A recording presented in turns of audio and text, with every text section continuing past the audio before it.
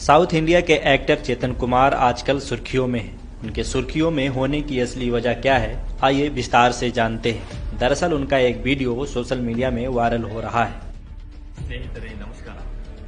सामाजिक, आर्थिक, शैक्षणिक, लिंग असमानता और अन्याय के विरोध में हमारा आंदोलन आगे ही बढ़ेगा। बुद्धा, बसवन्ना, बाबा साहब अम्बेडकर और पेरियार यह किसी जाति या धर्म के प्रतीक नहीं है या किसी देश की संपत्ति नहीं है।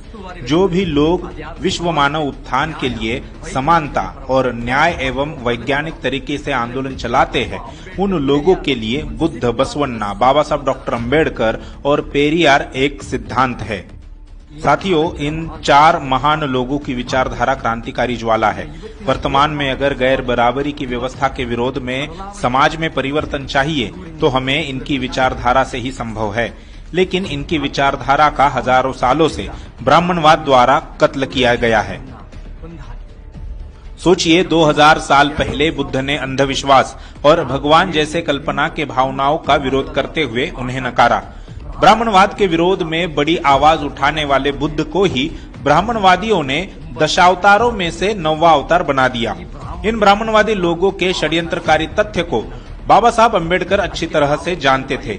इसीलिए उन्होंने सन 1956 में बौद्ध धर्म को स्वीकार करते समय 5वीं प्रतिज्ञा में कहा, बुद्ध विष्णु के 10 अवतारों में से एक नहीं है। ऐसा कहना झूठ और पागलपन है। उसी तरह बसवन्ना और उनके अनुयायी अहिंसा का प्रतिपादन करके उसका पालन करते थे। उनके साथ ब्राह्मणवादी लोगों ने 12वीं सदी में किस तरह से हिंसा की थी, यह सब हमने सुना और पढ़ा है। वैसे ही बसवन्ना के साहित्य को और कुंडली मचन को ब्राह्मणवादी लोगों ने किस तरह जला दिया है, हम अच्छी तरह से जानते हैं। आज से 850 साल पहले ब्राह्मणवाद ने बसवन्ना और उनके अनुयायियों की विचारधारा और सिद्धांतों में मिलावट करके सिद्धांतों को समाप्त कर दिया। यही ब्राह्मणवाद आज उसी तरह का षड्यंत्र बाबा साहब अम्बेडकर की विचारधारा के साथ भी कर रहा है।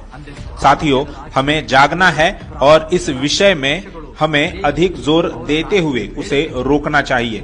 ब्राह्मणवादी लोग और उनके राजनीतिक दल किस तरह उनकी राजनीतिक फसलें उगाने के लिए, वोट बैंक तैयार करने के लिए सोशल मीडिया में पोस्ट कर रहे हैं, उसे बाबा साहब अम्बेडकर का नामकरण करने की बात करते हैं, पोस्टर पर बाबा साहब का फोटो का इस्तेमाल करते हैं। हकीकत में उन्हें बाबा साहब पर गर्व है तो उन्हें पहले बाबा साहब अम्बेडकर की विचारधारा को पढ़ना चाहिए और उनकी विचारधारा पढ़कर समाज में कार्य रूप में लाया जाना चाहिए। यह मैं उन्हें कहना चाहता हूं। साथियों, ऐसी बातें करने पर विवाद होना स्वाभाविक है। विवाद को देखकर डरना अथवा उदास नहीं होना चाहिए। समाज में परिवर्तन होना चाहिए तो चर्चा तथा वाद विवाद होना ही चाहिए। हम लोगों को खूब पढ़ना और जानना है। याद रखिए, हमारी तरफ कितने लोग हैं और उनके तरफ कितने लोग हैं, यह नंबर हमें महत्वपूर्ण नहीं है। सत्य किसकी तरफ है, किसकी तरफ न्याय है, किसकी तरफ ऐतिहासिक न्याय है, यह महत्वपूर्ण है। मैं दावे और गर्व से कहता हूं कि ऐतिहासिक न्याय हमारे साथ है। साथियों, मैंने पहले कहा था, मनुष्य, पेड़ पौधे, पशु, प्राणी, पक्षी बनकर जन्म लेना यह आकस्मिक है। लेकिन ब्राह्मणवाद ने हजारों सालों से पाप पुण्य, श्रेष्ठ कनिष्ठ, ऊंच नीच जैसे जहर का बीज बोया है। हमें इसे निकाल के फेंकना है। इसका आपको विरोध करना है। साथियों, याद रखिए, हर एक जन्म लिए व्यक्ति को सामाजिक, आर्थिक, शैक्षणिक, लिंग असमानता और भेदभाव के विरोध में आंदोलन करना यह हर एक व्यक्ति की जिम्मेदारी है।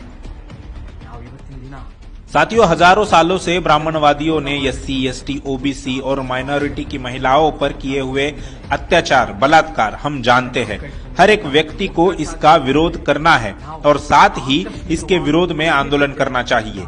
हम बुद्धा, बसवन्ना, पेरियार और बाबा साहब के सिद्धांत के माध्यम से ही परिवर्तन ला सकते हैं। याद रखिए, हम सबको एक होना चाहिए। हमें एक आकस्मिक अस्मिता को महत्व नहीं देना चाहिए।